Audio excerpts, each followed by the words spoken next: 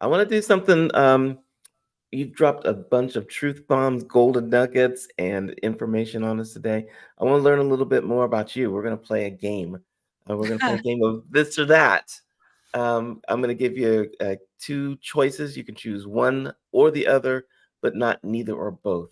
If you have to justify yourself on any of them, we can go there for a minute.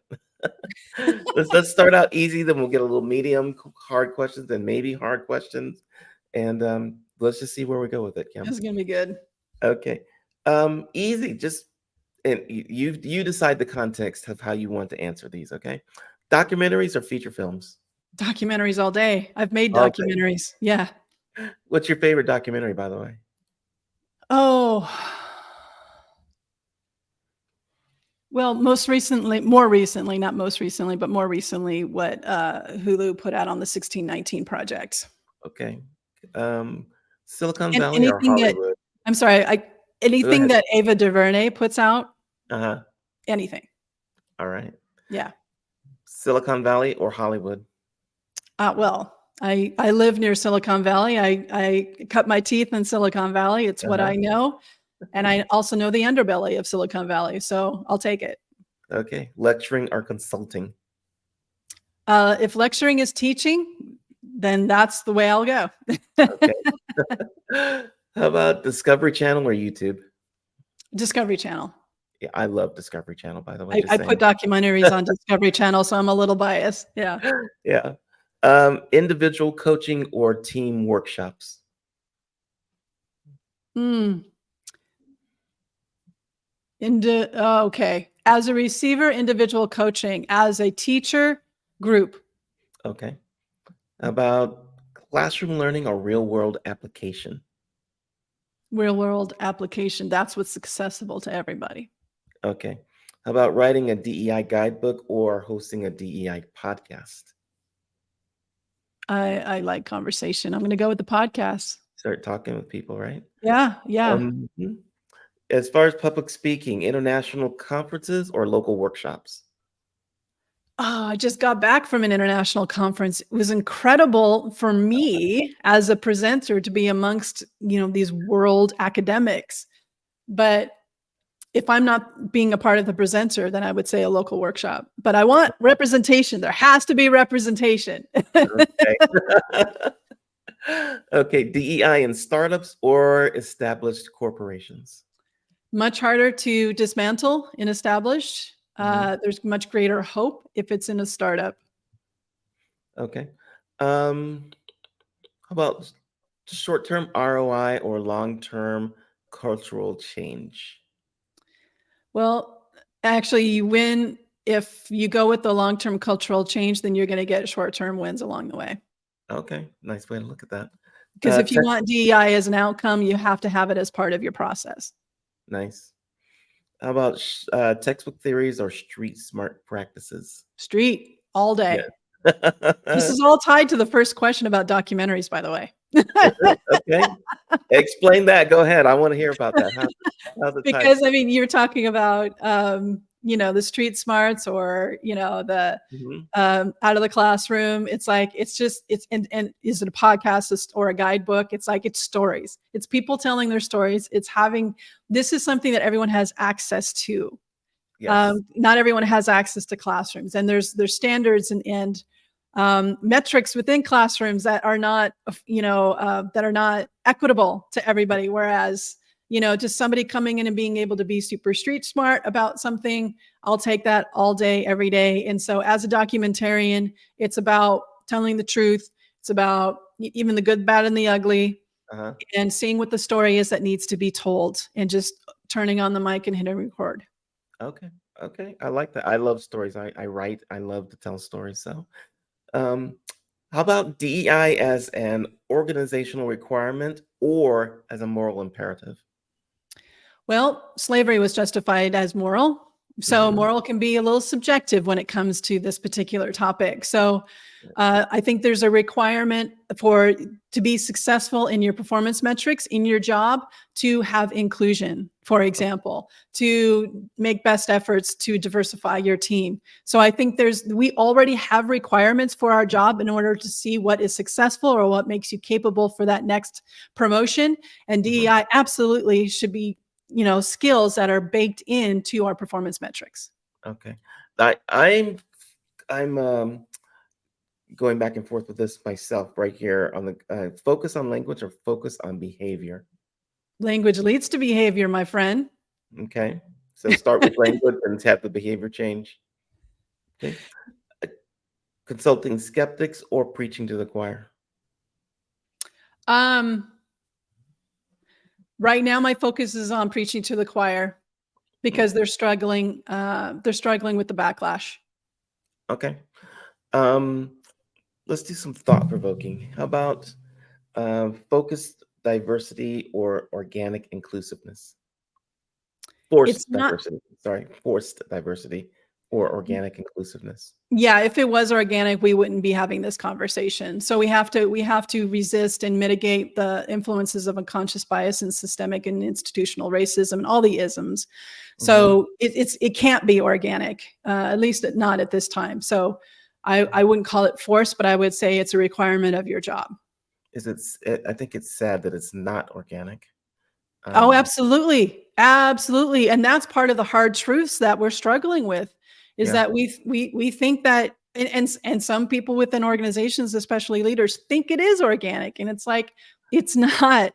Look around. Look around this room. You're 11 white guys. And you look at entry level jobs, Mhm. much more racial diversity, neurodiversity, sexual orientation. There's, so the entry level jobs into like 1 to 7 years or so, 6 years, Mhm. lots of representation. But when you get into mid level careers, women in general will bounce. Okay. They're just like, they're done with it, especially women of color. They're just like, I'm out. And there's not succession plans to continue to support them in order to get into those higher levels, VP, C suite. So it taps out. So basically, the system is set up to weed out folks of representation who actually are making up the majority of the entry level jobs. Right. I'm guessing that's because the control comes from the top in most organizations, so it filters back up to whoever they want to be in control of the. And then they blame them for leaving rather Yes. than looking at their systems, their policies, and their culture Mhm. and how things are rewarded, recognized, promoted, those kinds of things. Rather than looking at their own system, they blame women because they're going to go have a child or Yeah. something like that. It's like, and that's the impact of not having that introspection that I was talking about earlier.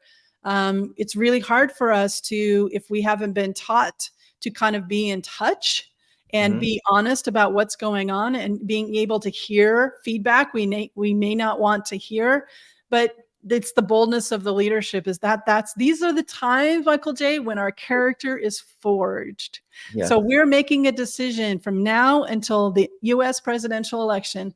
We're deciding who we are in Yep. this context, and we have to choose and we have to stand in who we are, and our character is being forged, and we have to stand up and we have to claim that, right?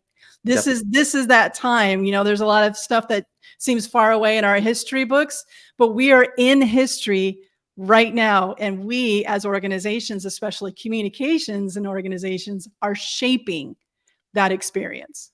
Kim, you're gonna make me go out and get that clap track that I want and just say, "Yay!" You know, like, I just may have to do that. We'll see. I got a couple more for you. How about amplifying voices or creating new narratives? Oh, amplifying voices. The stories are already there. They just need to be unleashed and Okay. actioned. Hmm. Okay. Emotional intelligence or analytical skills in DEI? Well, DEI is all about using all of it to Okay. strengthen an overall outcome, all of it.